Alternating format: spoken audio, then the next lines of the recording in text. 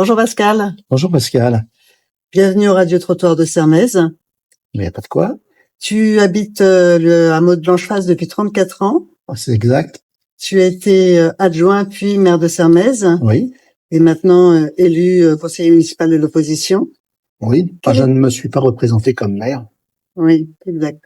Et quelle est ta position concernant le cadre de vie et l'environnement à Sermaize? L'environnement à Sermaize est un environnement rural. Le but étant toujours de conserver cette ruralité tout en étant proche de la ville. Ce que je peux regretter parfois, c'est le manque d'entretien général et le manque de conservation de ce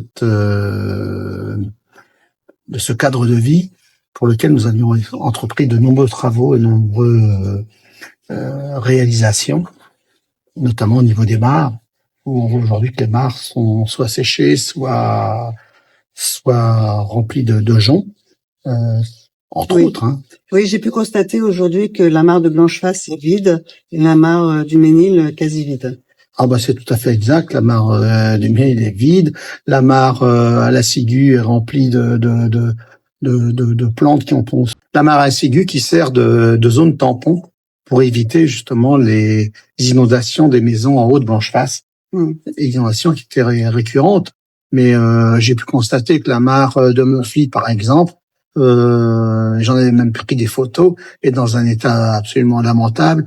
Les barrières étaient tombées par terre. Enfin, c'était un petit peu dommage, quoi. D'accord. Et que penses-tu de l'action du collectif Orbia?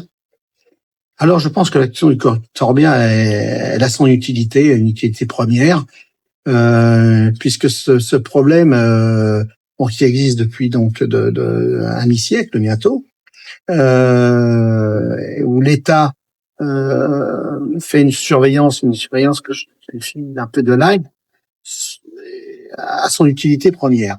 Je regrette que la mairie n'ait pas suivi ce comité, se mettre un peu pas en opposition, mais je dirais en retrait de cette action au lieu de le soutenir. Ok, très bien. Je te remercie beaucoup Pascal. De rien. Merci à toi. Au revoir.